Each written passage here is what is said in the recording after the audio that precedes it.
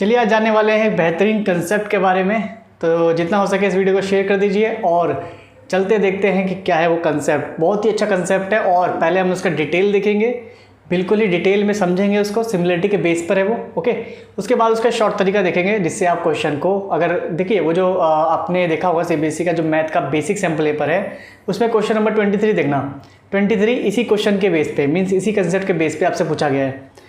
तो आज हम देखेंगे कि ये जो कंसेप्ट है ये है क्या, उसको डिटेल में समझेंगे। उसके बाद अगर आपके पास ऐसा क्वेश्चन आता है तो आप इस क्वेश्चन को कैसे 10 से 15 सेकंड में निपटा सकते हैं, बहुत जल्दी कर सकते हैं शॉर्ट तरीके से, वो भी जानेंगे। ठीक है, तो सीबीएसई के मैथमेटिक्स बेसिक सैम्पल पेपर में क्लास 10th में ये आपका क्वेश्चन नंबर 23 है, आप उसको चेक कर लेना। ठीक है, तो सबसे पहले समझते हैं कि वो कंसेप्ट क्या है। देखिए, तो कंसेप्ट ये है, पहली बात तो क्वेश्चन क्या था वो देखते हैं।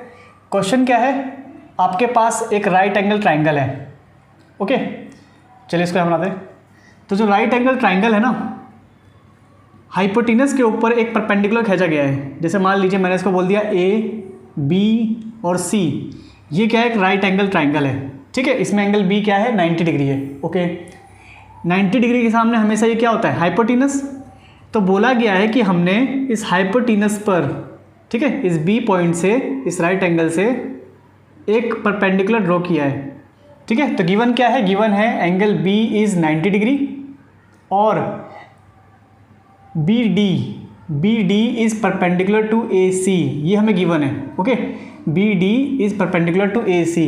तो ऐसे क्वेश्चंस में आप कैसे जल्दी इसको सॉल्व करेंगे, इसको हम जानेंगे। अभी मैं आपको एग्जांपल लेके समझाऊंगा कि क्या क्वेश्चन था, क्वेश्चन नंबर 23 क्या था, लेकिन फिलहाल समझिए जरा, डिटेल में करेंगे जरा हम। ठीक है, मैंने आपको सिमिलरिटी बता रखा है। सिमिलरिटी में होता क्या है कि अगर दो ट्राइंगल में double A, triple A, S या 3 साइड्स का जो प्रोपोर्शन है अगर बराबर होता है, उसको बोलते क्या है कि वो ट्राइंगल सिमिलर है। सिमिलरिटी वर्सेस कॉन्ग्रुएंस का मैंने वीडियो डाला हुआ है, अच्छी तरह समझा रखा है। ओके, तो इसमें पहले हम देखते हैं कि क्या यहाँ पर जितने भी ट्राइंगल्स बन रहे हैं वो सिमिलर है कि नहीं। पहली बात, बन कितने रहे ट्राइंगल, तो इसमें बन रहे 3 ट्राइंगल। देखिए, ए बी डी पहला ट्राइंगल, बी डी सी दूसरा ट्राइंगल और ए बी सी तीसरा ट्राइंगल।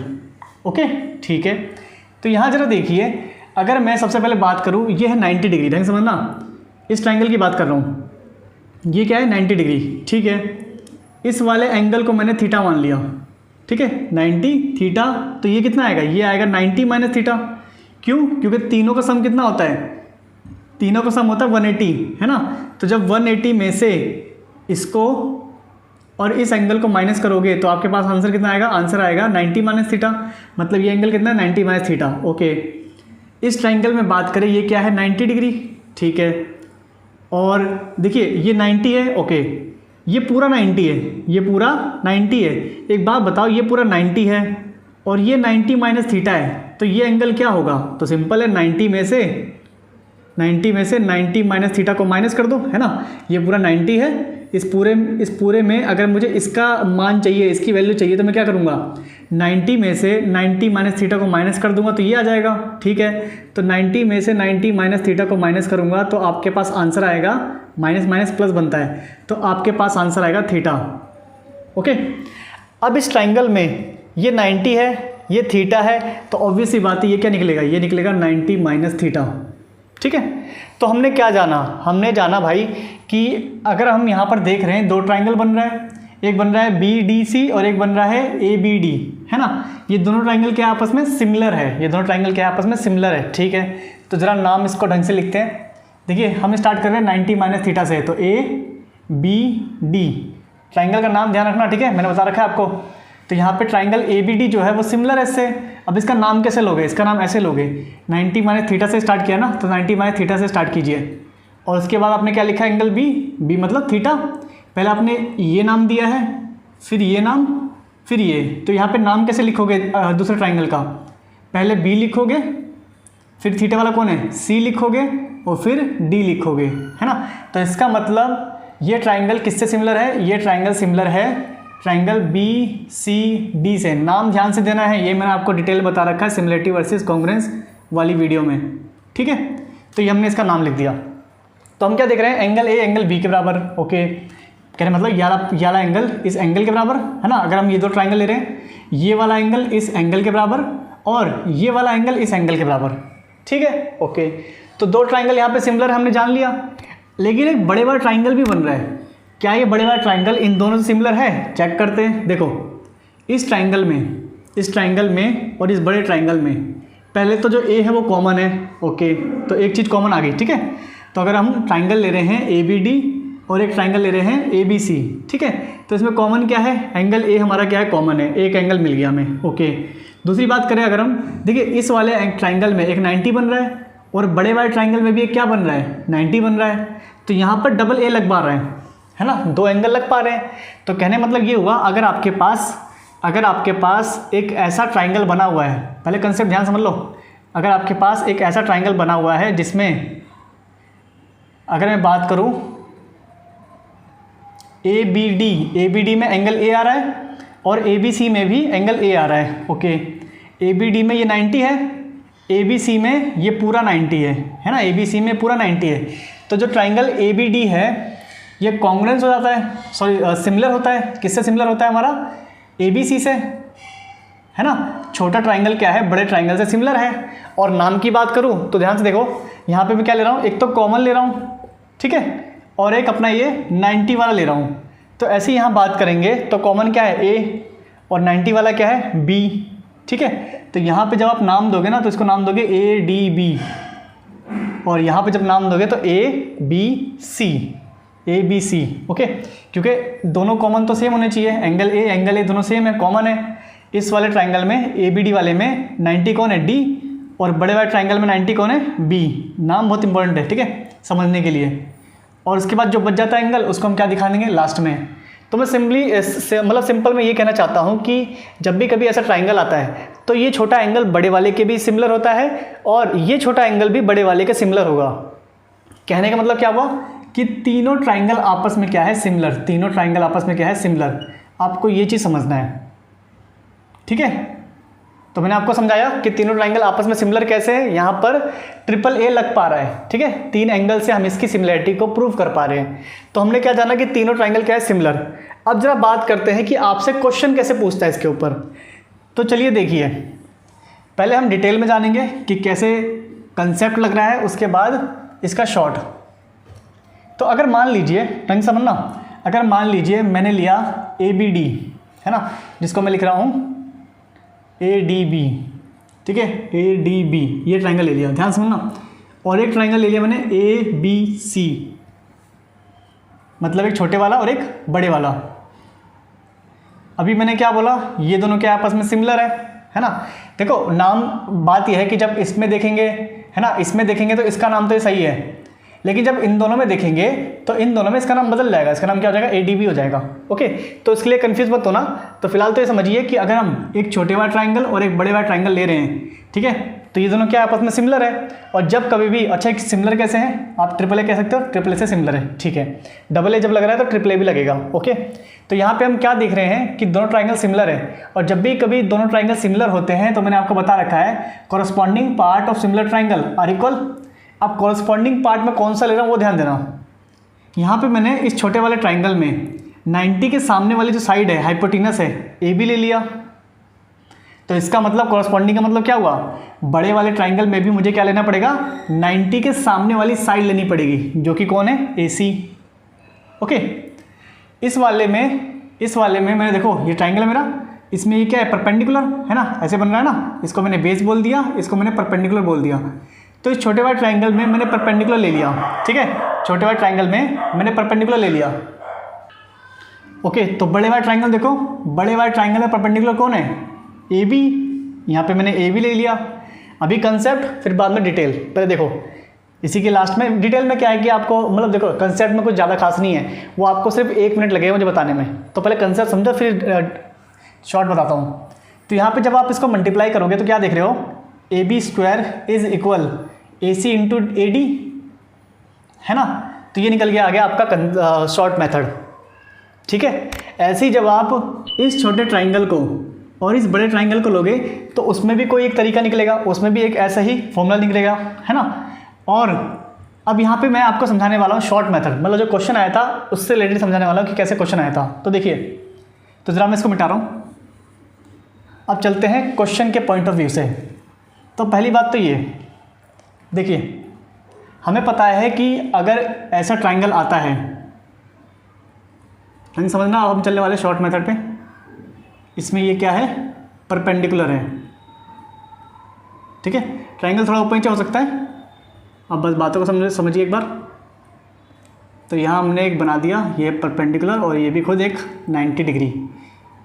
ओके, अब ध्यान दीजिए, सबसे पहले बात मैंने क्या बोली, अगर मैं इस छोटे ट्राइंगल को ले रहा हूँ और इस बड़े ट्राइंगल को ले रहा हूँ तो मेरा यहाँ पर एक फॉर्मूला निकल के आ रहा है, क्या, AB² is equal AD into AC, है ना। ये हमारा क्या निकल के आ रहा है, फॉर्मूला निकल के आ रहा है जो अभी मैंने यहाँ पे लिखा था, ठीक है। ओके, ऐसी बात करूँ अगर मैं ये छोटा ट्राइंगल और ये बड़े वाला ट्राइंगल लूँ, ठीक है, तो यहाँ पर क्या निकल के आएगा आपका, BC² is equal CD into AC। Okay, ठीक है। तो अगर मैं यहाँ पर एक छोटे ट्राइंगल को, मतलब इस ट्राइंगल को बड़े वाले ट्राइंगल से सिमिलर करके CPST लगाता हूँ तो ये निकलता है। इस छोटे ट्राइंगल को अगर मैं बड़े ट्राइंगल से सिमिलर करता हूँ और CPST लगाता हूँ तो ये हमारा एक फॉर्मूला निकलता है। अब आपको समझना कैसे है, देखो होता ये है ना कि आपको क्या दिया होगा, जैसे मान लो कि ये दोनों दे दिया हमें, जैसे मान लो ये अपना 3 है, ये अपना 4 है, या ये समझ लो ये 5 है, कुछ भी समझ लो, ठीक है, कुछ भी वैल्यू ले लो, ठीक है। तो यहाँ पे होता क्या है कि आपको बोल देगा AB निकालो, आपको बोलेगा AB निकालो। तो कैसे निकालोगे, मुझे पता है जो AB का स्क्वायर होता है, AB का स्क्वायर क्या होता है, इन दोनों के मल्टीपल के बराबर होता है। तो AD कितना है, AD 3 है, AC कितना है, AC पूरा है, तो 5 3 8, 8 के कितना हो गया 24। अभी जो स्क्वायर है, अभी हम क्या निकाल रहे हैं, AB का स्क्वायर, मतलब हम AB निकाल रहे हैं। AB निकालेंगे तो ये स्क्वायर क्या जाएगा, रूट में। अब इसको तोड़ेंगे, तोड़ने पे जो भी आएगा वो हमारा आंसर हो जाएगा, ठीक है। ये क्या बनेगा, 2√6। ओके, तो ऐसे हम AB निकाल लेंगे, ऐसे हम BC भी निकाल सकते हैं, है ना, ऐसे हम BC भी निकाल सकते हैं। और यहाँ पे लेकिन जो पूछता है ना, ज़्यादातर AB और BC नहीं पूछता, ज़्यादातर BD पूछता है।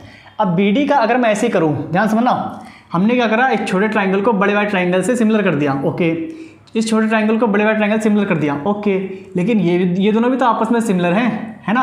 और जब मैं इन दोनों में CPST लगाऊंगा, सेम वही प्रोपोर्शनल लूँगा साइड्स का, तो इसमें भी एक फॉर्मूला निकलता है। क्या निकलता है, इसमें निकलता है, ये इंपॉर्टेंट है, BD² is equal AD into CD। ये ध्यान रखना है, BD² इज़ इक्वल, मतलब ये इसका स्क्वायर क्या होता है, इन दोनों के मल्टीपल के बराबर होता है। अब मैं आपको ज़रा याद कराता हूँ कि कैसे आपको याद रखना है। तो ये तीनों इंपॉर्टेंट है, पहली बात तो ये, जिसमें से सबसे ज़्यादा इंपॉर्टेंट है ये वाला, ठीक है। तो पहली बात आप याद कैसे रखोगे, देखो, तो जब भी ऐसा कोई क्वेश्चन आए जिसमें एक राइट एंगल ट्राइंगल हो, राइट एंगल ट्राइंगल से, मतलब राइट एंगल से आपको हाइपोटेनस पे एक परपेंडिकुलर दिया हुआ है, तो आप क्या समझोगे, इसमें क्या है, मेनली तो आपको 3 चीज़ याद रखनी है। क्या, AB का square is equal AD into AC, है ना। तो जो AB का स्क्वायर है, AB का जो स्क्वायर है वो AD और AC के मल्टीपल के बराबर होता है, पहली बात तो ये। ऐसी बात करें अगर हम बात करते हैं BC के, है ना, तो इसमें देखो BC का स्क्वायर CD इंटू AC के मल्टीपल के बराबर होता है, समझ आ रहा है। AB का square AD into AC, BC का स्क्वायर CD इंटू AC, और BD का स्क्वायर क्या होता है, BD का स्क्वायर होता है सिंपली AD इंटू CD, है ना। तो ऐसे आपको फिगर को देख के याद रखना है, ये है शॉर्ट तरीका, ठीक है। ये है आपका शॉर्ट कंसेप्ट। आपको वहाँ पे MCQ में आंसर देना है, तो ये नहीं कि आप बस क्या करो कि वहाँ पे डिटेल समझने लग जाओ, वहाँ पे प्रोपोर्शनल लेके आंसर ये फॉर्मूला निकालो, नहीं, फॉर्मूले आपको याद होने चाहिए। अब कैसे याद रहेंगे, तो सिंपल तरीका बता रहा हूँ मैं आपको कि भाई ये ट्राइंगल है, इस ट्राइंगल में ये अपना DCAB, तो सिंपली है AB का स्क्वायर AD इंटू AC, ठीक है। फिर ऐसे ही बात करूँ, अगर मैं BC को लेके बात करूँ तो यहाँ पे हमारा क्या हो जाएगा, BC का स्क्वायर CD इंटू AC। और अगर मैं ऐसे ही बात करूँ BD के स्क्वायर की बात करूँ कि BD क्या होता है अपना, तो ये है अपना BD, देखो BD क्या होता है, AD इंटू CD। ये चीज़ आपको ध्यान रखना है, ये 3 कंसेप्ट आपको मेनली ध्यान रखना है। अब बात करते हैं कि क्वेश्चन नंबर 23 में क्या था। तो question number 23 sample paper, CBSE का जो सैम्पल पेपर है मैथमेटिक्स बेसिक क्लास 10, उसमें ये था कि आपको ये दे रखा है, 3 और ये पूरा दे रखा है 9, ध्यान समझना, आपको ये दे रखा है 3 और ये पूरा दे रखा है 9, और बोला है BD निकालो, ठीक है, तो मैंने क्या बोला, देखो ये 3 है तो ये कितना होगा, 6 होगा भाई, तभी तो 9 बनेगा। और बी डी क्या होता है, बी डी कैसे निकलता है, बी डी का स्क्वायर इज इक्वल में a d into c D.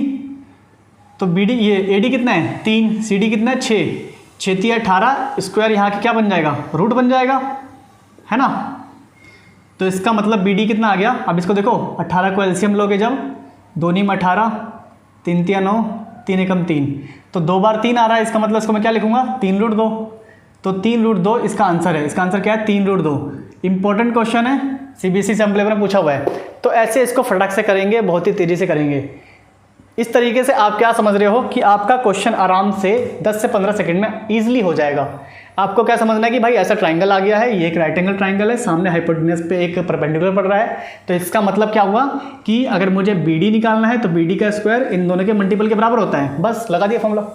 ठीक है, मुझे ए बी निकालना है तो ए बी का स्क्वायर ए डी और ए सी के मल्टीपल के बराबर होता है। ओके, और अगर मुझे बी सी निकालना है तो बी सी का स्क्वायर सी डी और ए सी के मल्टीपल बराबर होता है। तो ये था कंसेप्ट। ठीक है, चलिए मिलते हैं नेक्स्ट वीडियो में। तो मुझे ये कंसेप्ट को आपको क्लियर करना था, कैसे आप शॉर्ट तरीका याद रखोगे, तो मेनली आपको ये चीज़ याद रखना है। ठीक है, ये इंपॉर्टेंट है। ओके, चलिए मिलते हैं नेक्स्ट वीडियो में।